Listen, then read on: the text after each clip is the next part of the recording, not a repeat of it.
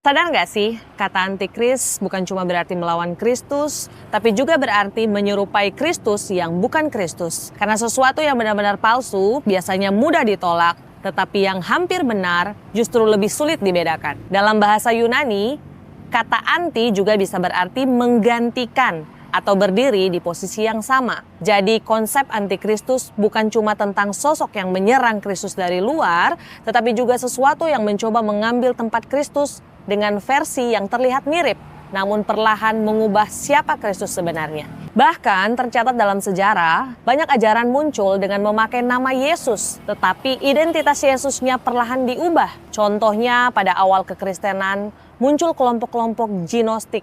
Mereka tetap bicara tentang Yesus, tetapi bicara soal pengetahuan rohani, tetapi memakai istilah terang dan keselamatan.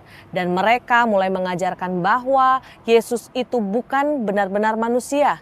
Tubuh itu jahat dan keselamatan datang lewat pengetahuan rahasia, bukan melalui karya penebusan Kristus. Dari luar, mereka terlihat dekat dengan kekristenan. Nama Yesus tetap dipakai, tetapi inti dari siapa Yesus yang sebenarnya mulai digeser. Dan itu membuat para penulis Kristen mula-mula langsung memberi peringatan keras. Karena ternyata penyesatan paling efektif bukan yang terlihat jelas salah, tetapi yang cukup mirip untuk membuat orang lengah. Kebohongan yang paling efektif biasanya bukan tentang kebohongan total. Contohnya, barang KW. Kalau barang KW dibuat asal-asalan, orang langsung sadar itu palsu. Tapi kalau dibuat sangat mirip dengan logo dan bentuk yang hampir sama, orang jadi jauh lebih mudah tertipu. Karena sesuatu yang terlalu berbeda mudah ditolak, tetapi sesuatu yang hampir sama lebih mudah diterima. Dan menurut banyak penulis awal kekristenan, itulah cara kerja roh antikristus. Bukan selalu menghancurkan Yesus dari luar, tetapi mengaburkan siapa Yesus sebenarnya dari dalam pemahaman manusia. Bahkan di abad pertama, para murid Yesus sendiri ternyata sudah menghadapi hal seperti ini secara langsung. Rasul Yohanes sampai menulis bahwa banyak antikristus telah datang.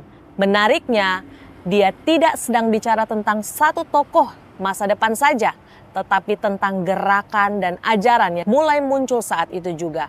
Contohnya adalah seorang tokoh bernama Cerinthus. Akhir abad pertama, dia mengajarkan bahwa Yesus hanyalah manusia biasa dan Roh Kristus baru turun kepadanya sementara waktu.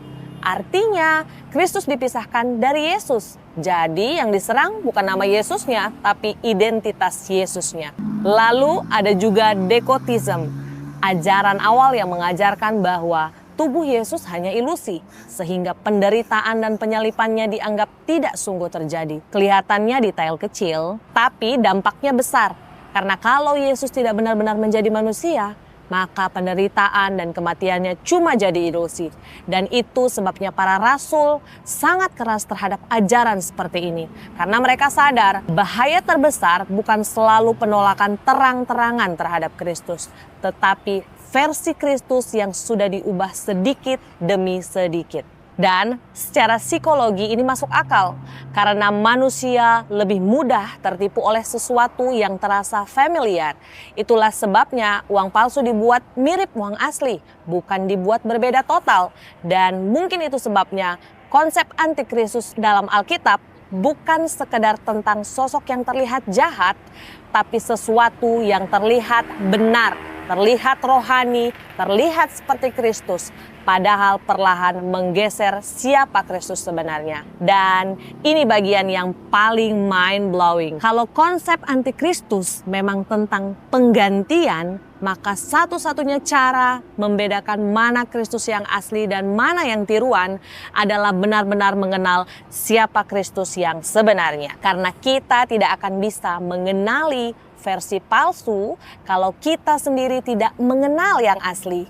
Dan di zaman internet seperti sekarang, di mana semua orang bisa berbicara tentang Yesus, jangan sampai kita merasa mengenal Kristus, padahal yang kita kenal hanyalah versi Kristus yang lain. Dan mungkin itu sebabnya dalam Matius 7, Yesus memperingatkan tentang nabi-nabi palsu yang datang seperti domba. Pertanyaannya bukan cuma apakah kita mengenal Yesus, tetapi apakah Yesus, Sang Gembala yang baik itu, mengenal kita sebagai dombanya. Do your homework, read your Bible, stay curious, and peace out.